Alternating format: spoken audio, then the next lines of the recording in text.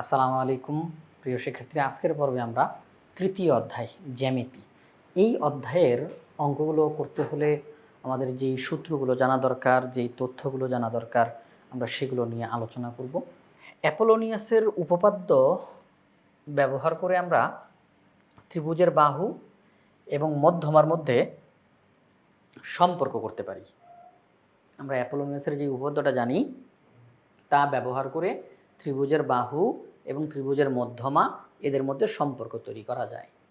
আমরা যদি বলি একটি ত্রিভুজের তিনটা বাহু, একটা হচ্ছে এ বি সি, তিনটা বাহু, ওই ত্রিভুজেরই তিনটা মধ্যমা, সেটি হচ্ছে ডি ই এফ, তাহলে সেই ক্ষেত্রে সম্পর্কগুলো এমন হবে। তো এই যে সম্পর্ক এখানে লিখলো যে এই যে ডি কিন্তু একটা মধ্যমা, তাহলে মধ্যমার বর্গ equal to 2 into B square plus C square. B এবং সি দুইটাই কিন্তু বাহু, এই যে বি এবং সি দুইটাই বাহু। তাহলে একটি মধ্যমার বর্গ সমান হবে কার?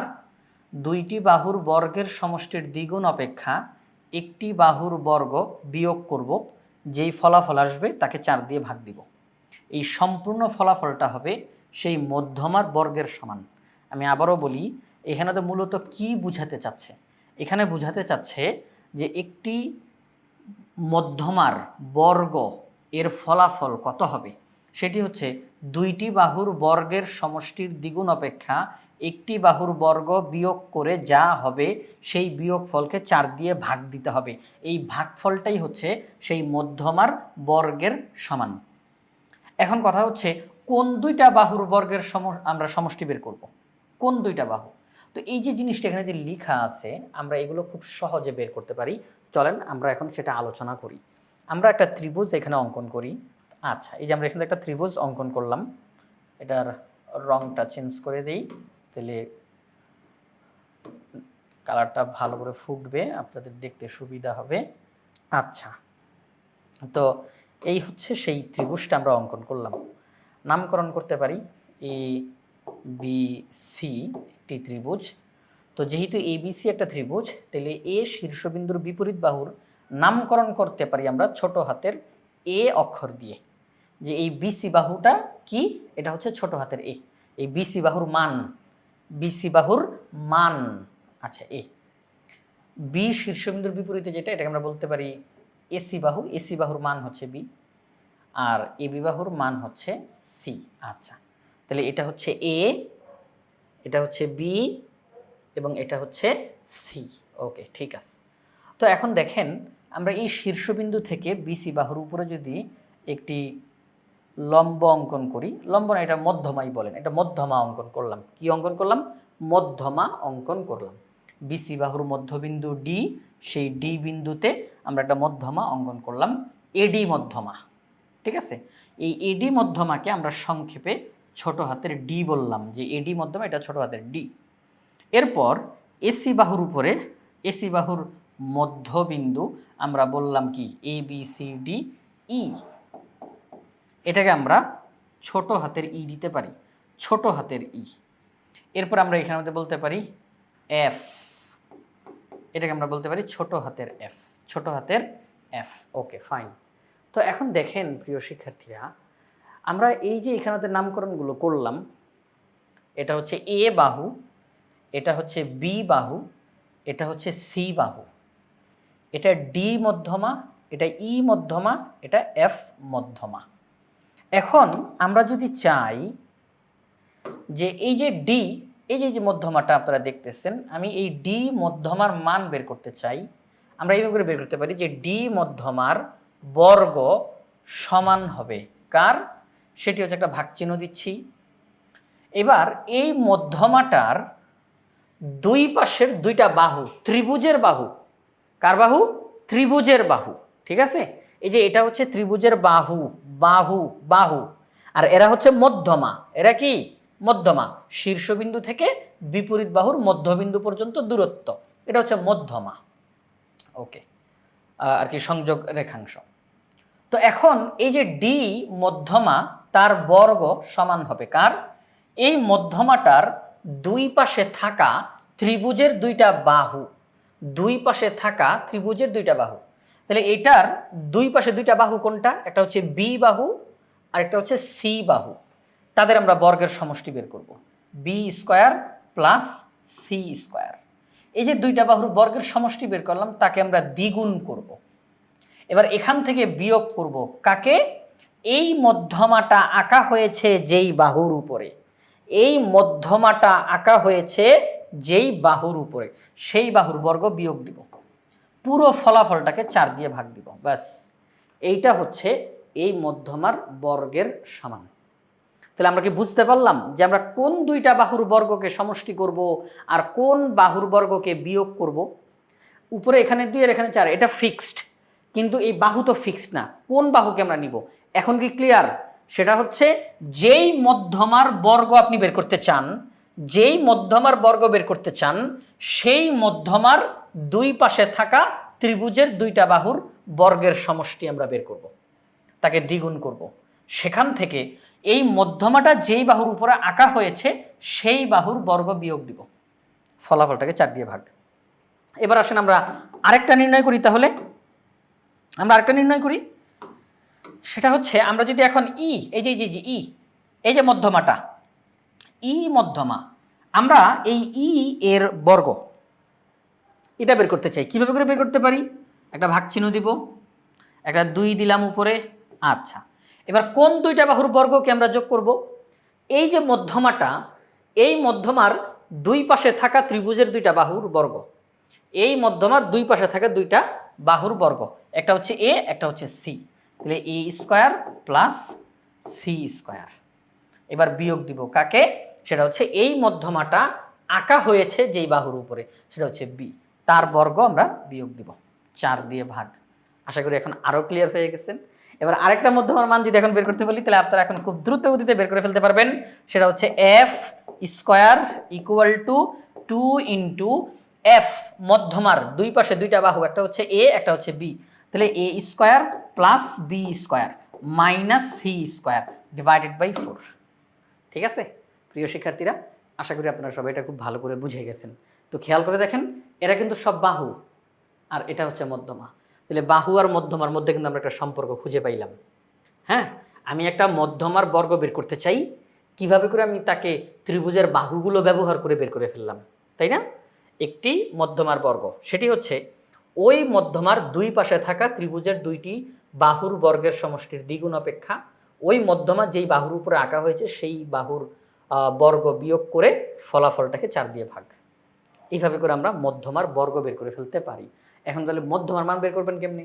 আপনি যখন এই মধ্যমার বর্গ যে ফলাফলটা বের করলেন, তাকে যদি আপনি এখন রুট করে দেন, হ্যাঁ রুট করে দেন, কারণ এই যে একদিকের স্কোয়ার আরেকদিকে গেলে রুট হয়ে যায়, তাহলে তো আপনি শুধু মধ্যমার মানটাও পেয়ে গেলেন, তাই না?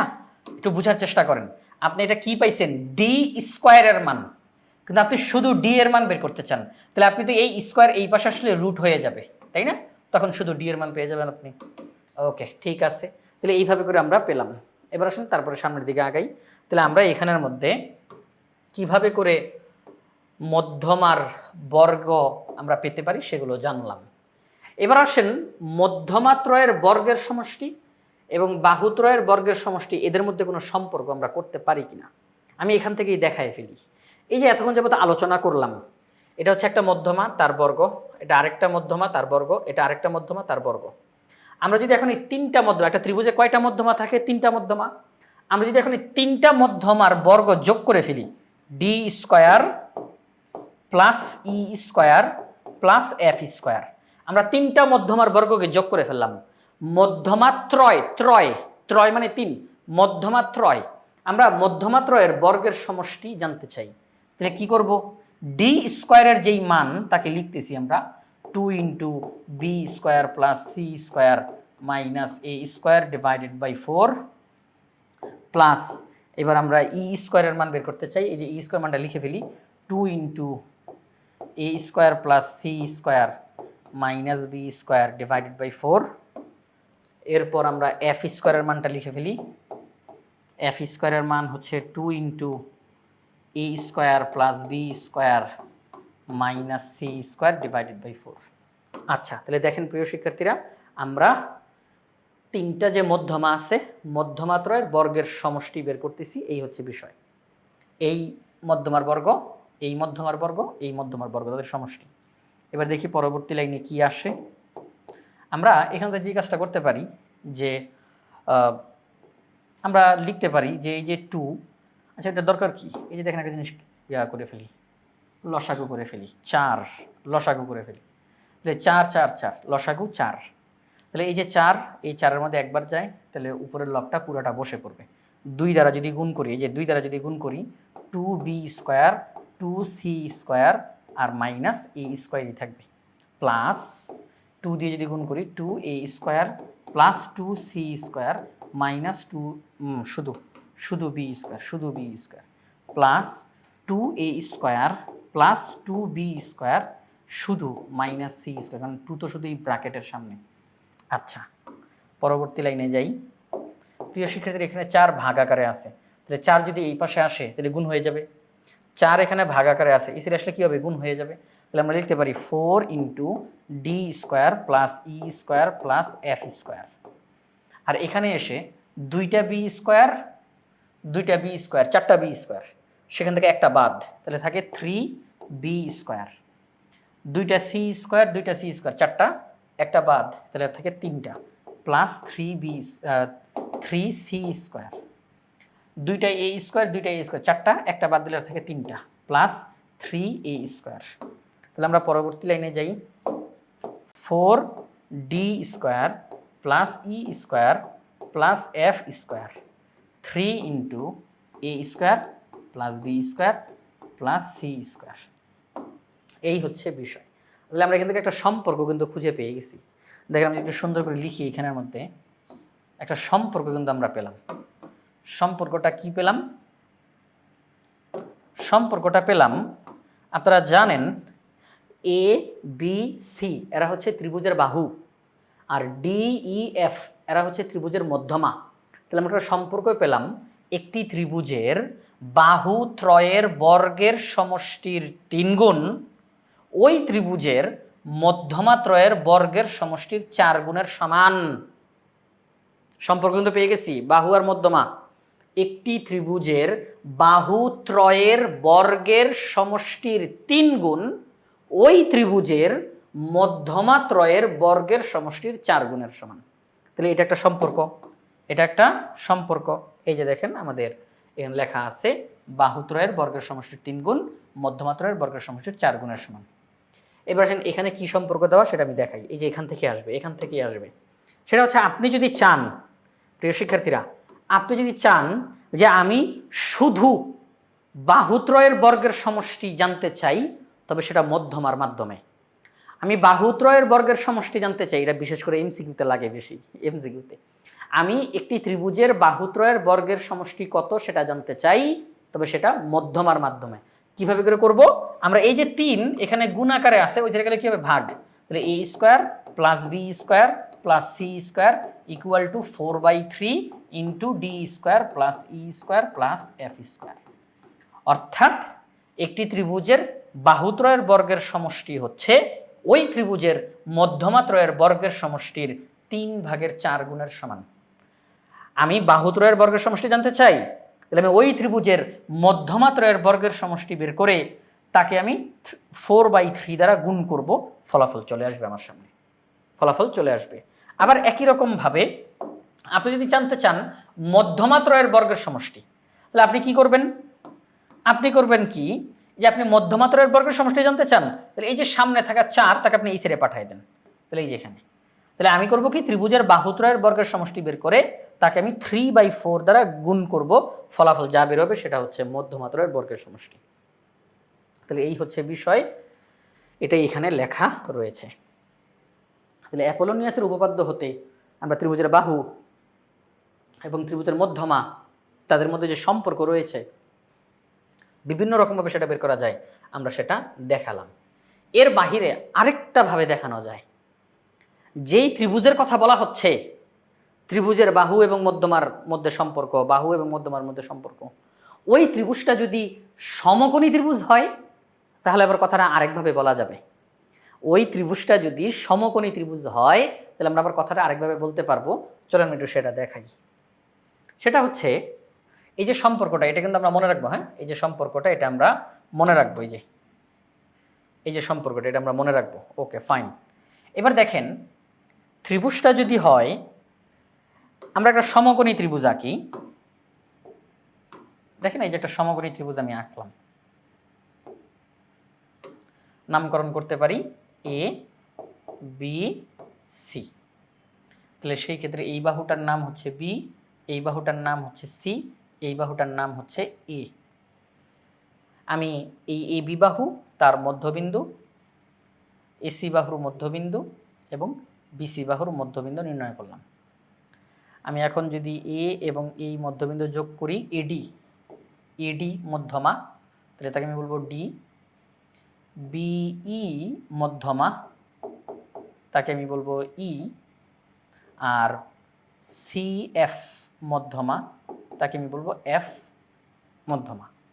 এখন দেখেন যে এই বিষয়টা প্রিয় শিক্ষার্থীরা, যেহেতু এটা সমকোণী ত্রিভুজ, এ বি সি একটা সমকোণী ত্রিভুজ, কারণ এখানে একটা সমকোণ আছে, এখানে একটা কি আছে, সমকোণ আছে 90 ডিগ্রি, এটা একটা সমকোণী ত্রিভুজ।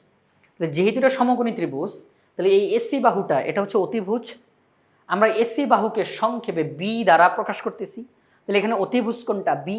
আমরা সমকোণী ত্রিভুজের ক্ষেত্রে একটা জিনিস জানি, অতিভুজের বর্গ সমান হয় অপর দুই বাহুর বর্গের সমষ্টি, তাই না? অতিভুজের বর্গ অপর দুই বাহুর বর্গের সমষ্টির সমান। অতিভুজের বর্গ অপর দুই বাহুর বর্গের সমষ্টির সমান, ঠিক তো? আচ্ছা ঠিক আছে। তো এখন দেখেন যে B square equal to A square plus C square. আচ্ছা এখানে এ আছে সি আছে, এখানে বি নাই, তাই তো? এ আছে সি আছে, বি নাই। একটা কাজ করতে পারি আমরা, এই সাইডটাকে পূর্ণ করার জন্য, পূর্ণতা প্রদান করার জন্য, মানে এটা পরিপূর্ণ করার জন্য একটা বি স্কোয়ার যোগ করলাম, নিজে নিজে একটা বি স্কোয়ার যোগ করলাম, এটা সহজে বোঝানোর জন্য একটা বি স্কোয়ার যোগ করলাম। তাহলে দেখেন A square B square C square সবাই আছে তাহলে এখানে। তাহলে আপনি যেহেতু অঙ্কের বাইরে থেকে একটা বি স্কোয়ার এখানে যোগ করছেন, তাহলে এই পাশেও যোগ করেন, কারণ এটাই তো অঙ্কের নিয়ম, বাইরে থেকে কিছু আনলে উভয় পক্ষে আনতে হয়, তাহলে আর অঙ্কের মধ্যে কোনো ক্ষতি হয় না।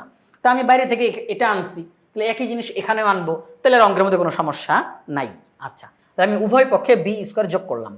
তাহলে এই পাশে কি হয়, টু বি স্কোয়ার, আর এই পাশে কি হয়, A square plus B square plus C square. আচ্ছা এ বি সি এটা দ্বারা আমরা কি বুঝি, ত্রিভুজের বাহু। তাহলে বাহুত্রয়ের বর্গের সমষ্টি, বাহুত্রয়ের বর্গের সমষ্টি, তাহলে এটা কার সমান হবে, বাহুত্রয়ের বর্গের সমষ্টি কার সমান হবে? দেখেন আমরা দেখলাম এই যে এখানের মধ্যে এই 3 যদি ওই পাশে চলে যায়, এই যে এই 3 যদি ওই পাশে যায়, যেটা আপনি একটু আগে শিখলেন, এই 3 ওই পাশে গেলে হবে 4/3, 4/3। তাহলে A square plus B square plus C square, এটার মান কত, 4/3 into D square plus E square plus F square. তাহলে আমি এই কাজটা করতে পারি প্রিয় শিক্ষার্থীরা, সবাই একটু খেয়াল করেন।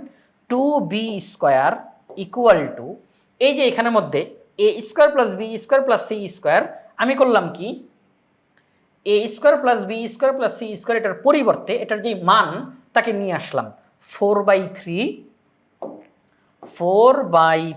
Into D square plus E square plus F square. পরবর্তী লাইনে যাই, আমরা এখন যেই কাজটা করতে পারি, উভয় পক্ষকে 3 দ্বারা গুণ করতে পারি, উভয় পক্ষকে 3 দ্বারা গুণ করি, তাহলে 6b স্কোয়ার, আর এখানে 3 কাটা 4d square plus E square plus F square. আমরা উভয় পক্ষকে 2 দিয়ে ভাগ করতে পারি, তাহলে 3b square equal to 2 into D square plus E square plus F square. এই যে দেখেন সম্পর্ক সেটি হচ্ছে অতিভুজ যাকে বলছিলাম। দেখেন যখন ত্রিভুজটি সমকোণী ত্রিভুজ, যখন ত্রিভুজটি সমকোণী ত্রিভুজ, এই যে সমকোণী ত্রিভুজটা আপনারা দেখতে পাচ্ছেন, যখন ত্রিভুজটি সমকোণী ত্রিভুজ, তখন আমরা ত্রিভুজের বাহু এবং মধ্যমার মধ্যে কিভাবে করে সম্পর্কটা তৈরি করতে পারি, সেটা হচ্ছে সমকোণী ত্রিভুজের অতিভুজের বর্গের 3 গুণ।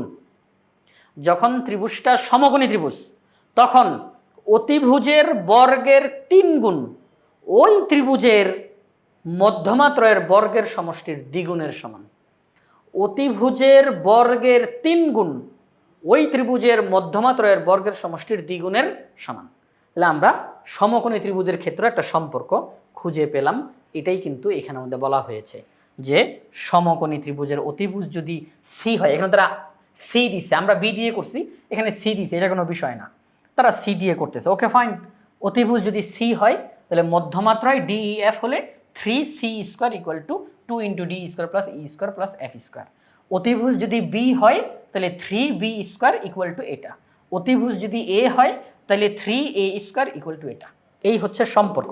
এটা হচ্ছে সম্পর্ক যে অতিভুজের বর্গের 3 গুণ মধ্যমাত্রায়ের বর্গের সমষ্টির দ্বিগুণের সমান।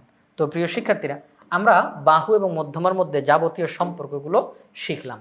এখন আমরা যেই কাজটা করতে পারি, ত্রিভুজের পরিবৃত্তের ব্যাসার্ধ আর = ABC / 4a একক, এটা দ্বারা কি বোঝানো হচ্ছে? এই যে ছোট হাতের এ, ছোট হাতের বি, ছোট হাতের সি, এগুলো দ্বারা ত্রিভুজের বাহু বোঝানো হচ্ছে। 3টা বাহু, ছোট হাতের এ, ছোট হাতের বি, ছোট হাতের সি, 3টা বাহু। আমরা সেই 3টা বাহুকে গুণ করব, গুণফলকে ভাগ করব কত দ্বারা?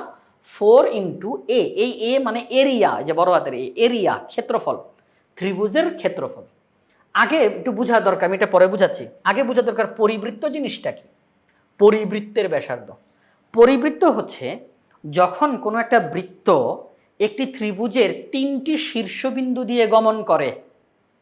একটি বৃত্ত কোনো একটি ত্রিভুজের 3টি শীর্ষবিন্দু দিয়ে গমন করে, অর্থাৎ বৃত্তের পরিধির উপর একটি ত্রিভুজের 3টি শীর্ষবিন্দু রয়েছে, তখন সেই বৃত্তটাকে বলা হবে পরিবৃত্ত। কি বলা হবে?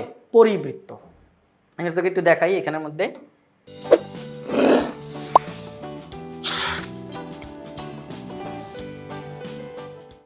আমি এখন ডিটেলসে আঁকবো না, শুধু আপনাদের সময় নষ্ট করার কোনো দরকার নেই, কারণ আপনারা এটা জানেন। আমি শুধু একটু ব্যাখ্যা দিয়ে সামনের দিকে এগিয়ে যাই, ঠিক আছে? আপনারা সবাই পারেন।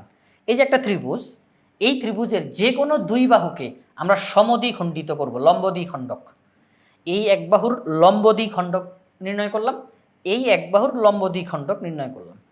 এই 2টা লম্বদ্বিখণ্ডক যেই বিন্দুতে ছেদ করেছে, ত্রিভুজের যে কোনো শীর্ষবিন্দু থেকে এই যে 2টি লম্ববিন্দু, 2টি লম্ব সমদ্বিখণ্ডক যেই বিন্দুতে ছেদ করেছে, সেই বিন্দুটা পর্যন্ত যতটুকু দৈর্ঘ্য হয়, এই দৈর্ঘ্যটাকে একটি ব্যাসার্ধ ধরে এটিকে কেন্দ্র বিবেচনা করে আমরা একটা বৃত্ত অঙ্কন করলে দেখতে পাবো বৃত্তটা এই ত্রিভুজের 3টা শীর্ষবিন্দু দিয়ে গিয়েছে। যদিও আমার বৃত্তটা সুন্দর হয় নাই, কারণ আমি তো আর এরকম মেপে মেপে করি নাই, কেমন চ্যাপ্টা চ্যাপ্টা দেখা যাচ্ছে। আচ্ছা, ঠিক আছে। তো এখন দেখেন, আমি আবারও বলতেছি, একটি ত্রিভুজের যে কোনো 2 বাহুর লম্ব সমদ্বিখণ্ডক আঁকব। এই 2টি লম্ব সমদ্বিখণ্ডক যেই বিন্দুতে ছেদ করবে সেই বিন্দু এবং ত্রিভুজের যে কোনো শীর্ষবিন্দু, এই 2টাকে আমরা যোগ করব। এই যে দূরত্ব, এটাকে আমরা বলবো ব্যাসার্ধ। এটাকে ব্যাসার্ধ বিবেচনা করে আর এই বিন্দুটিকে কেন্দ্র বিবেচনা করে এটাকে বলা হবে পরিকেন্দ্র। পরিকেন্দ্র, এই পরিকেন্দ্র থেকে এই ব্যাসার্ধ নিয়ে আমি একটা বৃত্ত অঙ্কন করলে দেখা যাবে বৃত্তটির পরিধি উপর ত্রিভুজের 3টি শীর্ষবিন্দু অবস্থান করতেছে, অবশ্যই করবে, ঠিক আছে? আচ্ছা, তখন এই বৃত্তটাকে বলা হবে পরিবৃত্ত, এই কেন্দ্রটাকে বলা হবে পরিকেন্দ্র, আর এই ব্যাসার্ধটাকে বলা হবে পরিব্যাসার্ধ। অর্থাৎ যেহেতু বৃত্তের সামনে পরিযুক্ত হয়েছে, তাহলে সবার সামনে পরিযুক্ত হবে। পরিবৃত্ত, পরিকেন্দ্র, পরিব্যাসার্ধ, পরিব্যাস। আবার বলে না পরিবেশ, ওই পরিবেশ না কিন্তু পরিব্যাস, ঠিক আছে? Okay fine. তাহলে আমরা আশা করি বুঝতে পারছি পরিব্যাসার্ধ কোনটা। এইটা হচ্ছে পরিব্যাসার্ধ। তো এই পরিব্যাসার্ধর মান কিভাবে করে নির্ণয় করে? এই পরিব্যাসার্ধর মান নির্ণয় করার সূত্র হচ্ছে ত্রিভুজের 3টা বাহুর দৈর্ঘ্য তো আছে, ত্রিভুজের 3টা বাহুর দৈর্ঘ্য তাদেরকে আমরা গুণ করব। ত্রিভুজের 3 বাহুর দৈর্ঘ্যকে গুণ করব, এবার ভাগ করব 4 × এই ত্রিভুজের ক্ষেত্রফল। এই ত্রিভুজের ক্ষেত্রফল, এরিয়া, ক্ষেত্রফল। এখন ত্রিভুজটা কি ত্রিভুজ তার উপরে নির্ভর করে আপনি ক্ষেত্রফল বের করবেন। যদি ত্রিভুজটা যদি হয় বিষমবাহু ত্রিভুজ, মানে 3 বাহু 3 রকম, 3 বাহুর মান 3 রকম, তখন আপনি √s × s - a s - b s - c ওই সূত্র ব্যবহার করে ক্ষেত্রফল বের করে ফেলতে পারেন। যদি সমদ্বিবাহু ত্রিভুজ হয় সেই সূত্র, যদি সমবাহু ত্রিভুজ হয় তাহলে আরেকটা সূত্র ব্যবহার করে আপনি ক্ষেত্রফল বের করে ফেলবেন। এবার আপনি যখন এখানে মানগুলো বসাবেন, 3 বাহুর দৈর্ঘ্যর গুণফল ভাগ 4 গুণ ত্রিভুজের ক্ষেত্রফল, তাহলে এই টোটালটা যেই রেজাল্ট আসবে সেটা হচ্ছে এই পরিব্যাসার্ধর মান। এই পুরোটার যেই রেজাল্ট আসবে সেটা হচ্ছে এই পরিব্যাসার্ধের মান। প্রিয় শিক্ষার্থীরা, আশা করি আপনারা সবাই বুঝতে পারছেন। তাহলে ত্রিভুজের পরিবৃত্ত কোনটা? ক্লিয়ার। পরিবৃত্তের ব্যাসার্ধর মান বের করতে হলে ABC ডিভাইডেড বাই 4A একক। এখন তারা বলতেছে এই যে ত্রিভুজটা, সেটা যদি সমবাহু ত্রিভুজ হয়, এই ত্রিভুজটা যদি সমবাহু ত্রিভুজ হয়, তাহলে তার মানে কি তিনটা বাহুই সমান। তো তিনটা বাহুই যেহেতু সমান, আমি বলতে পারি তিনটা বাহুই হচ্ছে এ। তিনটা বাহুই কি এ, আমি বলতেই পারি যে তিনটা বাহুই হচ্ছে এ। ABC তিনোটাই সমান, তার মানে এ। ত্রিভুজটি সমবাহু ত্রিভুজ।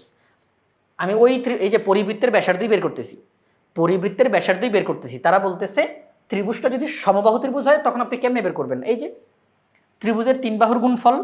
এখন ত্রিভুজের তিনটা বাহুই তো এ, এ এ এ, তাহলে এ ইন্টু এ ইন্টু এ, তিনটা বাহুই যদি সমান, তাহলে এ কিউব আর 4 ইন্টু ত্রিভুজের ক্ষেত্রফল।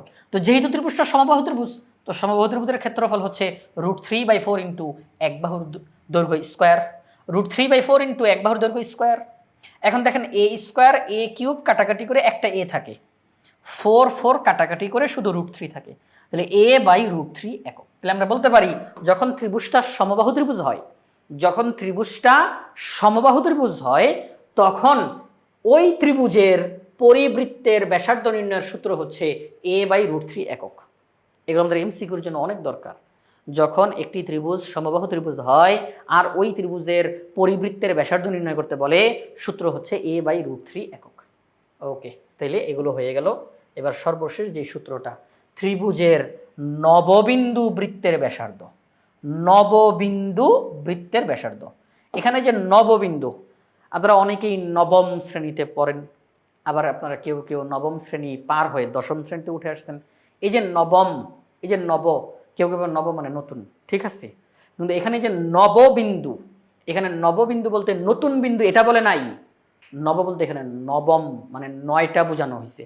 নববিন্দু, 9টা বিন্দু।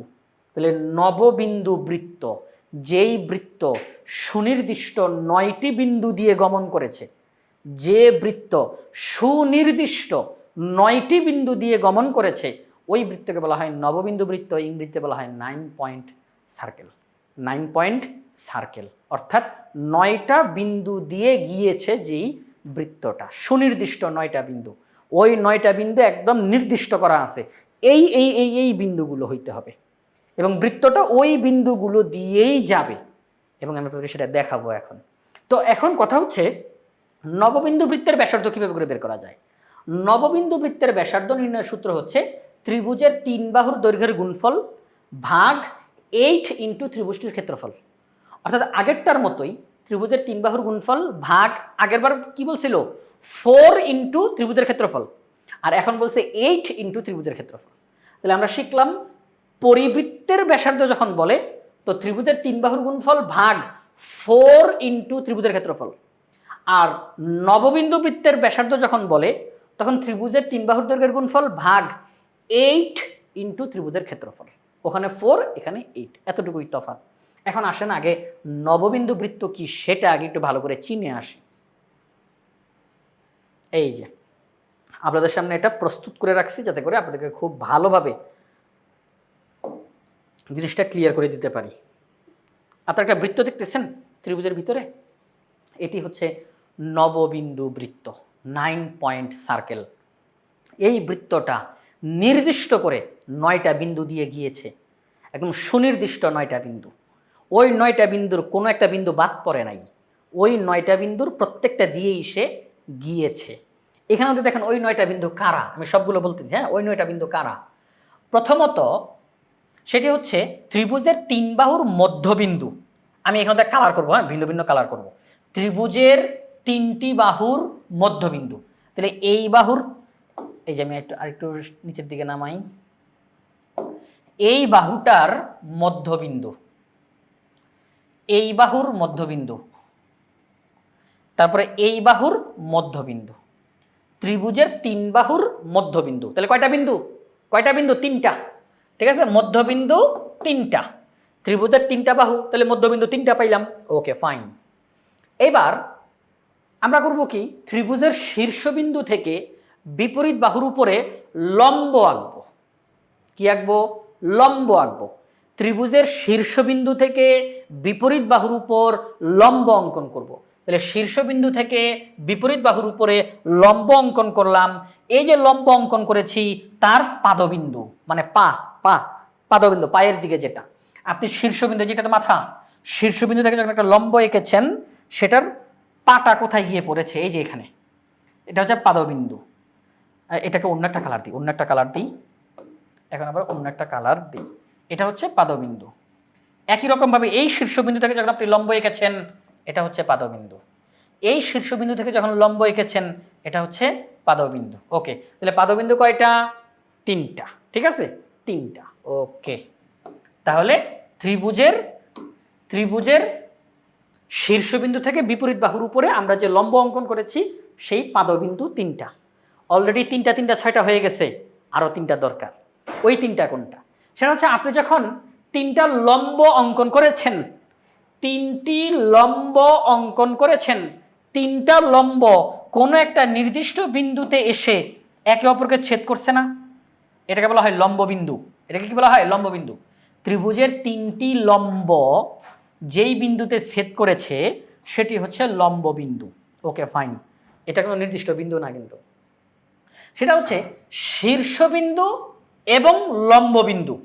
শীর্ষবিন্দু এবং লম্ববিন্দু এতটুকু জায়গার মধ্যবিন্দুটা নির্ণয় করব। আমি অন্য একটা কালার নিই, অন্য একটা কোন কালার নিব? এটা নিলাম। আচ্ছা, তাহলে এখন দেখেন প্রিয় শিক্ষার্থীরা, সবাই একটু খেয়াল করেন। শীর্ষবিন্দু এবং লম্ববিন্দু এতটুকু জায়গা, আমি তার মধ্যবিন্দুটা বের করব। এই যে একটা মধ্যবিন্দু, শীর্ষবিন্দু এবং লম্ববিন্দু এতটুকু জায়গা, পুরাটা না কিন্তু, লম্ববিন্দু পর্যন্ত, শীর্ষবিন্দু থেকে লম্ববিন্দু পর্যন্ত যতটুকু দূরত্ব তার মধ্যবিন্দু বের করব। শীর্ষবিন্দু থেকে লম্ববিন্দু পর্যন্ত যতটুকু দূরত্ব তার মধ্যবিন্দু বের করব। তাহলে আমি কয়টা বিন্দু পাইলাম? 9টা বিন্দু, 3টা বিন্দু পাইলাম, আমি লিখব 3টা। তাহলে এখন দেখেন তো টোটাল 9টা হয়েছে কিনা? তাহলে 9টা বিন্দু হয়েছে। এখন সবাই সবাই সবাই একটু খেয়াল করেন, প্রিয় শিক্ষার্থীরা সবাই একটু খেয়াল করেন। তা আপনি এখন যখন এই যে এখানের মধ্যে এই যে 9টা বিন্দু দেখতেছেন, এই যে 9টা বিন্দু দেখতেছেন, এখন যখন আমরা একটা বৃত্ত অঙ্কন করব, সেই বৃত্তটা এই 9টা বিন্দুকে দিয়ে যাবে। বৃত্তটি এই 9টা বিন্দু দিয়ে গমন করবে। তো যখন কোনো একটা বৃত্ত এই যে সুনির্দিষ্ট 9টা বিন্দু দিয়ে গমন করে, তখন সেই বৃত্তটাকে বলা হয় নববিন্দু বৃত্ত। তো এখন কিন্তু আমাদের জানতে ইচ্ছা করবে যে স্যার সব কিছু তো বুঝলাম যে বৃত্তটা এই 9টা বিন্দু দিয়ে যাবে, কিন্তু এই নববিন্দু বৃত্তের কেন্দ্র কোথায়? স্যার আমরা কোন বিন্দুকে কেন্দ্র করে তারপরে এই বৃত্তটা অঙ্কন করব, ঠিক না? তো সেই বিন্দুটা কোনটা? সেটি হচ্ছে এই যে একটু আগে আপনারা দেখলেন যে এটা হচ্ছে লম্ববিন্দু। 3টি লম্ব যখন আমরা অঙ্কন করেছি, 3টি লম্ব যখন আমরা অঙ্কন করলাম, সেই 3টি লম্ব যেই বিন্দু ছেদ করেছে এটা হচ্ছে লম্ববিন্দু। তো এই যে লম্ববিন্দু আমরা অঙ্কন করলাম, এটা একটা বিন্দু। এরপর একটু আগে আমরা পরিবৃত্ত অঙ্কন করেছিলাম, পরিবৃত্তের কেন্দ্র যেটা, অর্থাৎ পরিকেন্দ্র যে আমরা পেয়েছি, ওই একই সিস্টেমে আমরা এখানে পরিকেন্দ্রটা আনবো। পরিকেন্দ্র আমরা কিভাবে করে পেয়েছি? একটি ত্রিভুজের যে কোনো 2টি বাহুর লম্ব সমদ্বিখণ্ডক যেই বিন্দুতে ছেদ করে সেই বিন্দুটিকে বলা হয় পরিকেন্দ্র, তাই তো? তাহলে এখানের মধ্যেও এসে আমরা সেই পরিকেন্দ্রটা খুঁজব। একটি ত্রিভুজের যে কোনো 2 বাহুর লম্ব সমদ্বিখণ্ডক যেই বিন্দুতে ছেদ করবে তাকেই আমরা বলবো সেই পরিবৃত্তের কেন্দ্র। তাহলে এই বাহুটার মধ্যবিন্দু এটা, এখান দিয়েই যাবে একটা লম্ব সমদ্বিখণ্ডক। এই বাহুটার মধ্যবিন্দু এটা, এখান দিয়েই যাবে একটা লম্ব সমদ্বিখণ্ডক। তো এই যে 2টা লম্ব সমদ্বিখণ্ডক যেই বিন্দুতে ছেদ করলো এটাকে বলা হবে পরিকেন্দ্র। একটি ত্রিভুজের যে কোনো 2 বাহুর লম্ব সমদ্বিখণ্ডক যেই বিন্দুতে ছেদ করেছে তাকে বলা হবে পরিকেন্দ্র, পরিবৃত্তের কেন্দ্র যেটা পরিকেন্দ্র। তো এই যে পরিকেন্দ্রটা আমরা পেলাম, আর একটু আগে আমরা এটা পেলাম লম্ববিন্দু, তিনটি লম্ব শীর্ষবিন্দু থেকে বিপরীত বাহুর উপরে অঙ্কন করা হয়েছে লম্ব। তিনটি লম্ব যেই বিন্দুতে ছেদ করেছে তাকে কি বলা হবে? লম্ববিন্দু। আর যে কোনো দুইটি বাহুকে লম্ব সমদ্বিখণ্ডক আকার কারণে যেই বিন্দুটা পেলাম তাকে কি বলবো? পরিকেন্দ্র। এই লম্ববিন্দু এবং পরিকেন্দ্র এই দুইটা বিন্দুকে আমরা যোগ করব। লম্ববিন্দু এবং এই যে লম্ববিন্দু এবং পরিকেন্দ্র এই দুইটিকে আমরা সংযোগ করব। এই যে আমরা একটা সংযোগ রেখা পেলাম, রেখাংশ পেলাম, এটির মধ্যবিন্দু নির্ণয় করব। এটির মধ্যবিন্দু নির্ণয় করব। এই যে মধ্যবিন্দুটি, এটিকেই বলা হবে নববিন্দু বৃত্তের কেন্দ্র। আপনারা বলবেন স্যার ভালোই তো ভেজাল আছে। যদি একটু ঠান্ডা মাথায় করেন, এই নববিন্দু বৃত্ত অঙ্কন করতে গেলে খুব ঠান্ডা মাথায় করতে হবে, খুব ঠান্ডা মাথায়, রিল্যাক্সে বুঝে শুনে আপনাকে এটা করতে হবে। আমি আবার এটা পুরোটা বলবো এবং খুব দ্রুত গতিতে বলবো ধারাবাহিকভাবে, যাতে করে আপনাদের আবার এটা ভালো করে মনে থাকে। তাহলে আমি আবার বলতেছি, নববিন্দু বৃত্তের কেন্দ্র কোনটা? নববিন্দু বৃত্তের কেন্দ্র হলো লম্ববিন্দু, অর্থাৎ তিনটি লম্ব যে আমরা অঙ্কন করেছিলাম তাদের যেই বিন্দুতে ছেদ করেছে এটা হচ্ছে লম্ববিন্দু, এবং পরিকেন্দ্র, ত্রিভুজের যে কোনো দুই বাহুর লম্ব সমদ্বিখণ্ডক যেই বিন্দুতে ছেদ করেছে সেটা হচ্ছে পরিকেন্দ্র। এই লম্ববিন্দু এবং পরিকেন্দ্র তাদেরকে সংযোগ করলে যেই রেখা পাওয়া যায় ওই রেখার মধ্যবিন্দু বের করব। এটি হচ্ছে নববিন্দু বৃত্তের কেন্দ্র। এটি হচ্ছে নববিন্দু বৃত্তের কেন্দ্র। তাহলে এটা যদি কেন্দ্র হয়, আর ওই যে 9টা বিন্দু যেটাকে আমি হিসাব করে করে আপনাদেরকে দেখাইলাম, ওই 9টা বিন্দুর যে কোনো একটা বিন্দু পর্যন্ত আপনি দূরত্ব নেবেন, কারণ এই 9টা বিন্দুই কিন্তু বৃত্তের পরিধির উপর অবস্থান করবে। এই 9টা বিন্দুই কিন্তু বৃত্তের পরিধির উপর অবস্থান করবে। তাহলে কেন্দ্র থেকে ওই 9টা বিন্দুর যে কোনো একটা বিন্দুকে টার্গেট করে আপনি দূরত্বটা নিয়ে তাকে ব্যাসার্ধ ধরে আপনি বৃত্তটা অঙ্কন করবেন। আপনি এই যে আমি আপনাদেরকে দেখাই, আপনি করবেন কি, পেন্সিল কম্পাস নেবেন, এই যে পেন্সিল কম্পাস নেবেন, পেন্সিল কম্পাস নিয়ে এই যে আপনি যে নববিন্দু বৃত্তের কেন্দ্র যেটা পেলেন সেই কেন্দ্রতে আপনি কাঁটাটা বসাবেন আর পেন্সিলটাকে বসাবেন ওই 9টা বিন্দুর যে কোনো একটা বিন্দুকে টার্গেট করে, ওই 9টা বিন্দুর যে কোনো একটা বিন্দুকে টার্গেট করে আপনি বসাবেন। এবার আপনি যখন এটাকে ঘোরাবেন তখন আপনি দেখবেন যে এটা নববিন্দু বৃত্ত হয়ে যাবে। হ্যাঁ, ওই যে 9টা বিন্দু, ওই 9টা বিন্দুর যে কোনো একটা বিন্দুকে টার্গেট করে এরপর আপনি এটাকে ঘোরাবেন, তাহলে দেখবেন যে এটা সেই বৃত্তটা হয়ে যাবে। ঠিক আছে, এইভাবে করে ঘোরাবেন, তাহলে নববিন্দু বৃত্তটা অঙ্কন করা হয়ে যাবে। তাহলে আমি এখন পুরোটা একবারে বলি, সবাই একটু ভালো করে খেয়াল করি, প্রিয় শিক্ষার্থীরা সবাই একটু ভালো করে খেয়াল করি। আমরা একটি নববিন্দু বৃত্ত অঙ্কন করতে চাই, কিভাবে করে অঙ্কন করতে পারি? আমরা করব কি, একটা ত্রিভুজ নিলাম, ত্রিভুজের 3টি বাহুর মধ্যবিন্দু বের করব। একটা মধ্যবিন্দু, দ্বিতীয় মধ্যবিন্দু, তৃতীয় মধ্যবিন্দু, 3টি বাহুর মধ্যবিন্দু। এরপর আমরা ত্রিভুজের 3টা শীর্ষবিন্দু থেকে বিপরীত বাহুর উপরে লম্ব অঙ্কন করব। শীর্ষবিন্দু থেকে বিপরীত বাহুর উপরে লম্ব, সেই লম্বর পাদবিন্দু, লম্বর পাদবিন্দু, লম্বর পাদবিন্দু, তাহলে আরও 3টা বিন্দু হয়ে গেল। এরপর আমরা এই যে 3টা লম্ব অঙ্কন করলাম, সেই 3টা লম্ব কোনো একটা বিন্দুতে ছেদ করছে, তাকে বলা হবে লম্ববিন্দু। 3টি লম্ব যেই বিন্দুতে ছেদ করেছে তাকে বলা হবে লম্ববিন্দু। তো এই লম্ববিন্দু, ত্রিভুজের শীর্ষবিন্দু থেকে লম্ববিন্দু পর্যন্ত যেই পরিমাণ দূরত্ব, এই দূরত্বর মধ্যবিন্দু আমরা নির্ণয় করব। ত্রিভুজের শীর্ষবিন্দু এবং লম্ববিন্দুর মধ্যবর্তী দূরত্ব, তার মধ্যবিন্দু বের করব। ত্রিভুজের ত্রিভুজের শীর্ষবিন্দু এবং লম্ববিন্দু তার মধ্যবর্তী দূরত্বের মধ্যবিন্দু বের করব। এই হচ্ছে আরও 3টা বিন্দু, সর্বমোট 9টা বিন্দু হয়ে গেছে। দেখেন 1 2 3 4 5 6 7 8 9, আমরা 9টা বিন্দু পেয়েছি। আমরা এখনো বৃত্ত আঁকি নাই, 9টা বিন্দু আমরা পেলাম। এবার আমরা যেই কাজটা করব, লম্ববিন্দু তো আমরা জানি কোথায় আছে, হ্যাঁ এই যেটা লম্ববিন্দু। আমরা এখন পরিকেন্দ্র নির্ণয় করব। পরিকেন্দ্র, পরিকেন্দ্র কোনটা? একটা বাহুর লম্ব সমদ্বিখণ্ডক আঁকবো, অন্য কালার দিয়ে দেখাই, একটা বাহুর লম্ব সমদ্বিখণ্ডক আঁকবো, আরেকটা বাহুর লম্ব সমদ্বিখণ্ডক আঁকবো, একদম ঠিক মাঝখান দিয়ে আসবে, বাহুর মাঝখান দিয়ে। তাহলে লম্ব সমদ্বিখণ্ডক, লম্ব সমদ্বিখণ্ডক, সমদ্বিখণ্ডক মানে সমান দুই ভাগে ভাগ করে, এমন একটি লম্ব সমদ্বিখণ্ডক আঁকবো যে 2টা লম্ব সমদ্বিখণ্ডক আঁকলাম। তারা যেই বিন্দুতে ছেদ করেছে তাকে বলা হবে পরিকেন্দ্র। তো লম্ববিন্দু এবং পরিকেন্দ্র তাদেরকে আমরা সংযোগ করব। এই যে সংযোগ রেখাংশ আমরা পেলাম, এইটার মধ্যবিন্দু নির্ণয় করব। এই মধ্যবিন্দুটাকে বলা হবে নববিন্দু বৃত্তের কেন্দ্র। এবার আমরা পেন্সিল কম্পাসের কাঁটাটা এই কেন্দ্রতে রাখবো এবং পেন্সিল কম্পাসের এই পেন্সিলটা ওই 9টা বিন্দুর যে কোনো একটা বিন্দুতে আমরা রেখে তারপর এটাকে আমরা ঘোরাবো। তাহলে আমরা দেখতে পাবো যে এটা হয়ে গেছে একটা নববিন্দু বৃত্ত। ক্লিয়ার? আশা করি এখন আপনারা আরও ভালোভাবে বুঝতে পেরেছেন। এতক্ষণ তো একদম ডিটেলসে ভেঙে ভেঙে বলেছি, এখন খুব দ্রুত গতিতে বললাম। তাহলে যখন কোনো একটি বৃত্ত সুনির্দিষ্টভাবে এই 9টি বিন্দু দিয়ে গমন করবে তখন সেই বৃত্তকে বলা হবে নববিন্দু বৃত্ত। এই নববিন্দু বৃত্তের ব্যাসার্ধের মান কিভাবে করে নির্ণয় করব? যেহেতু এটা কেন্দ্র, যেহেতু এটা কেন্দ্র, আপনারা দেখতেছেন যে এটা কেন্দ্র, তাহলে কেন্দ্র থেকে এই পর্যন্ত দূরত্বকে কি বলা হবে? ব্যাসার্ধ, ঠিক না? কারণ এটাতে যে বৃত্ত আঁকা হইল, তাহলে কেন্দ্র থেকে পরিধি পর্যন্ত দূরত্বকে কি বলা হয়? ব্যাসার্ধ।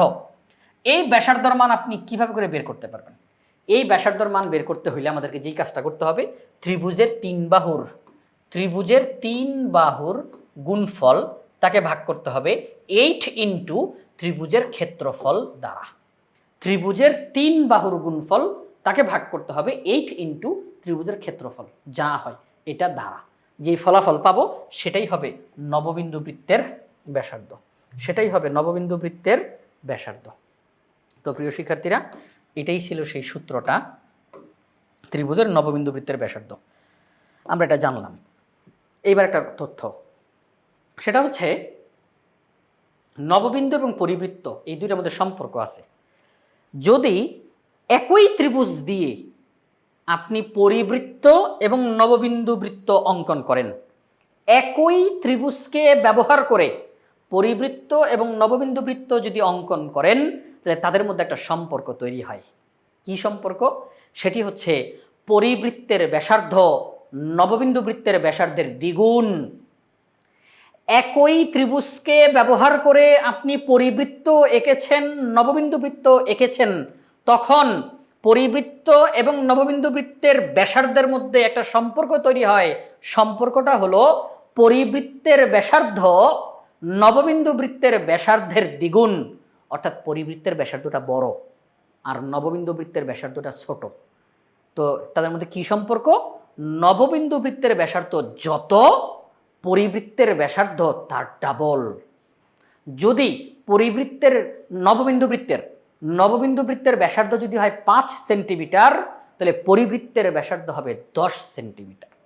যদি নববিন্দু বৃত্তের ব্যাসার্ধ হয় 3 সেন্টিমিটার, তাহলে পরিবৃত্তের ব্যাসার্ধ হবে 6 সেন্টিমিটার।